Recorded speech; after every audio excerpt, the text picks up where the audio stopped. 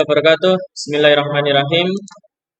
Hari ini Kamis 26 November 2020. Anak-anak, untuk pembelajaran hari ini ialah mengulas kembali tentang bahasa Indonesia.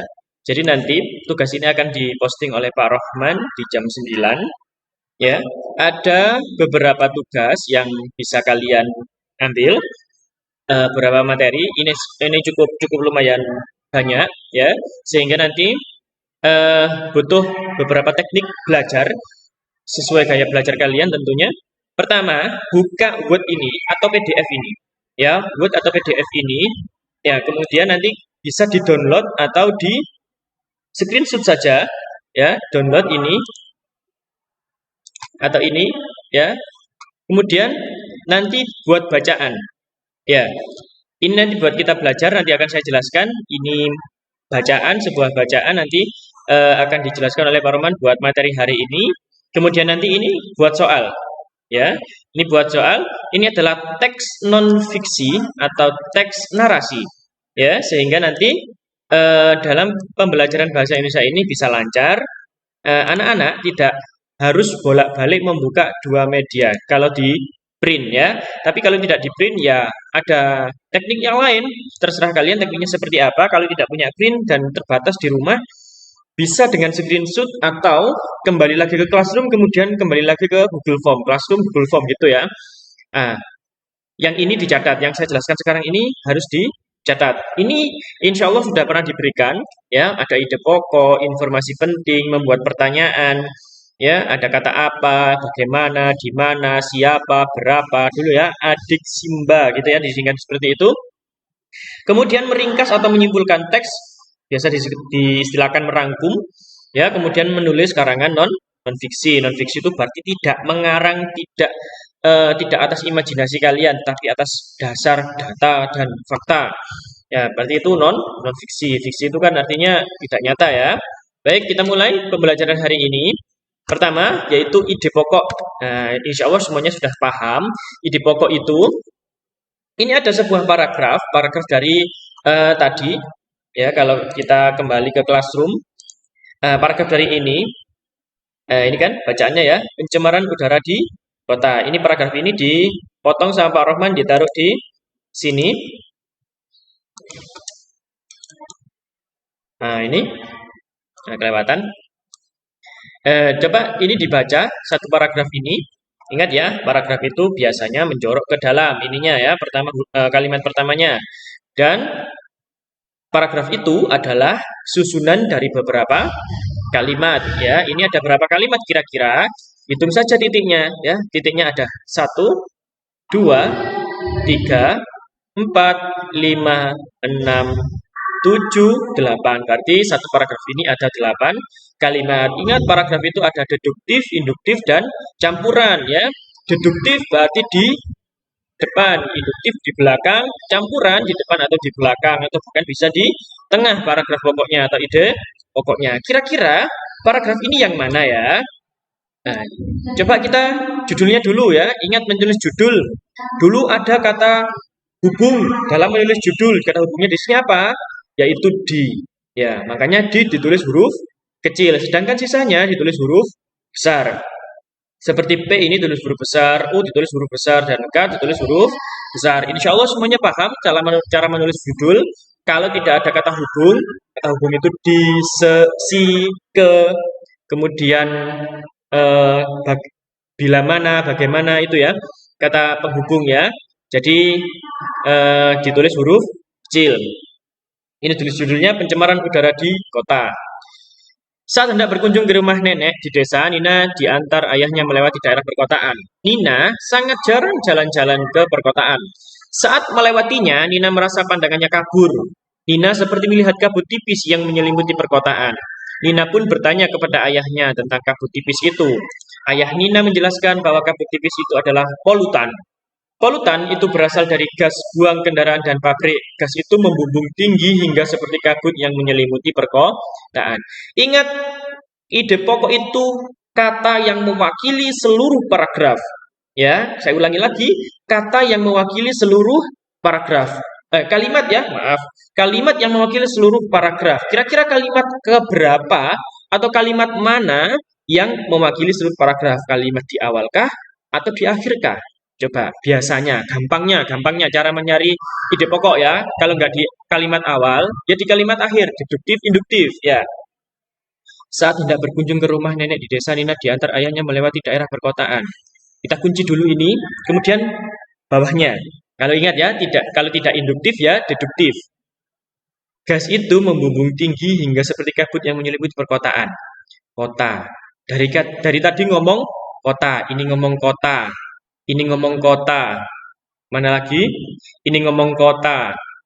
Kemudian ya intinya paragraf ini membicarakan kota. Kira-kira mana yang membicarakan kota? Iya. Kira-kira adalah yang paragraf 1. Ini kira-kira ya. Jadi paragraf ini kalimat utamanya ada di paragraf kalimat ke 1 atau biasa disebut paragraf deduktif. Ya, mengapa kalimat ke-1 dianggap ide pokok? Ya, karena pada kalimat ini mewakili isi daripada paragraf yang menjelaskan kondisi suatu kota yang terkena pencemaran polutan. Ya, jadi ini bisa diartikan atau diistilahkan paragraf deduktif. Baik, insya Allah paragraf ide pokok sudah paham. Ini hanya mengulas saja kembali, biar tidak lupa. Tetap diikuti saja videonya, jangan di skip ya. Informasi penting, sekarang mencari informasi penting dari paragraf tadi. Ya, kira-kira informasi pentingnya apa? Ya, ini kira-kira informasi pentingnya ada 2, yaitu kondisi perkotaan ketika pagi, terdapat kabut tipis yang menyelimuti kota, tetapi ternyata kabut tersebut merupakan polutan yang merupakan gas buang dari asap pabrik dan kendaraan bermotor. Atau ternyata ketika pagi hari di kota-kota besar terdapat kabut yang merupakan polutan atau polusi udara yang membumbung tinggi di angkasa.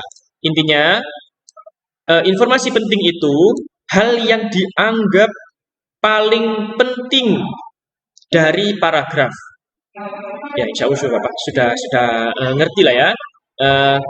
Kira-kira yang penting apa sih? Apakah yang penting berkunjung ke rumah nenek? Enggak ya. Apakah yang penting itu ayah Nina ini? Enggak. Dari kesimpulan satu paragraf ini, yang penting adalah ada polusi atau polutan yang menyelimuti kota ketika pagi hari. Padahal pagi hari itu kan kendaraan belum ada yang lewat ya, belum banyak yang lewat sehingga tapi polutannya sudah muncul ya. Paragraf berikutnya atau dari bacaan tadi berikutnya ya. Ini paragraf berikutnya. Ada sebuah percakapan dari Nina dan ayah. Bukankah jika kita menggunakan mobil ini melewati kota, berarti ikut menyumbang polusi udara ya? Tanya Nina. Iya Nina, maka dari itu kita harus menggunakan kendaraan pribadi dengan bijak, jawab ayah. Bagaimana menggunakan kendaraan pribadi dengan bijak itu ya? Tanya Nina lagi. Kita dapat menggunakan kendaraan pribadi saat hendak menempuh perjalanan jauh. Misalnya, sekarang ayah mengantarmu ke desa nenek. Jika hendak menempuh perjalanan yang dekat, sebaiknya menggunakan kendaraan umum atau berjalan saja. Dengan cara itu, paling tidak kita dapat sedikit mengurangi polusi udara, jelas ayah Nina. Lalu, bagaimana mengatasi asap pabrik? Apakah pabrik itu harus ditutup? Tanya Nina. Dari paragraf ini kita belajar membuat pertanyaan saja.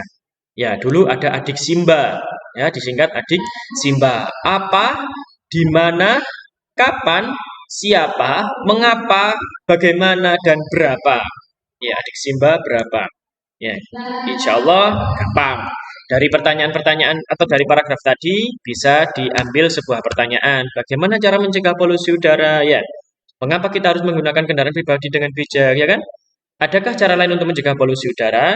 Siapa yang harus menjaga polusi udara? Atau bisa juga apa itu polusi udara? Dan berapa jarak kota antara jarak rumah Nina dan rumah nenek, gitu ya? Atau berapa jumlah polutan yang ada di kota? Ya tentu saja sulit ya menghitungnya kalau seperti itu pertanyaannya. Tapi tidak apa-apa, itu cara membuat pertanyaan. Insya Allah sudah paham semuanya, gampang kalau membuat pertanyaan. Lanjut.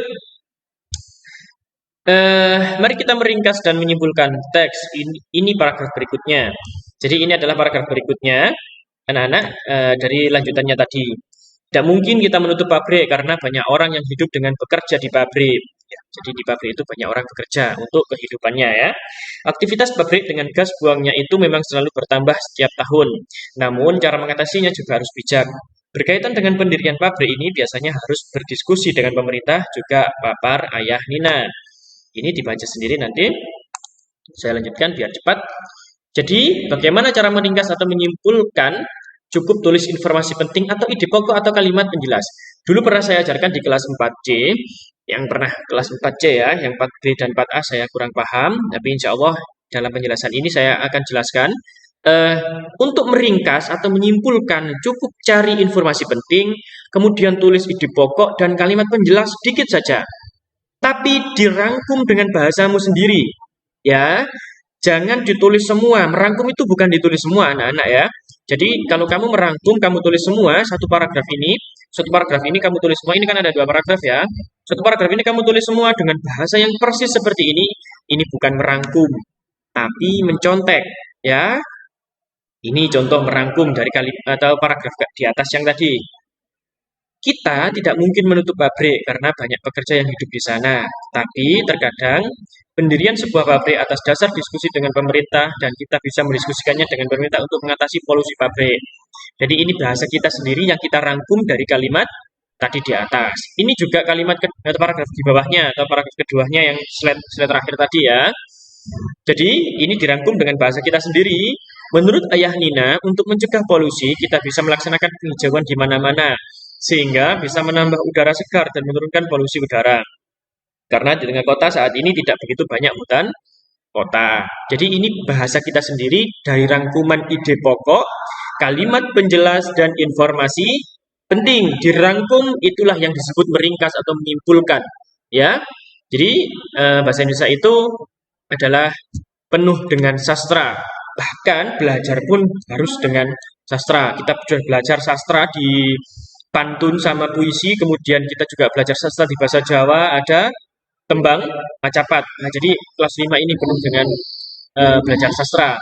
Oke, demikian semoga bermanfaat. Pembelajaran kali ini hanya mengulas materi yang pernah tersampaikan seperti ide pokok, membuat pertanyaan dan merangkum.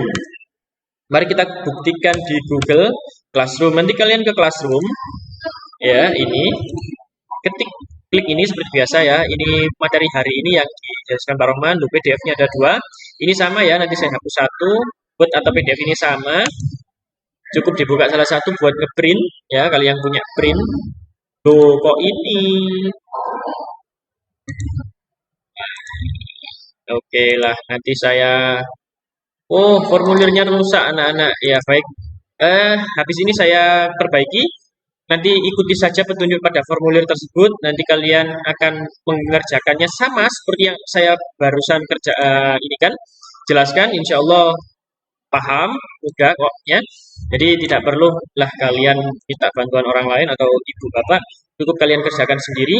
Insya Allah bisa. Intinya jangan ngawur dan jangan seenaknya sendiri menjawab. Itu saja. Sekian, terima kasih. Mohon maaf tadi Pak Soliki juga tidak mengajar dengan menggunakan Google Meet karena memang masih ada acara di sekolah. Saya akhiri. Assalamualaikum warahmatullahi wabarakatuh.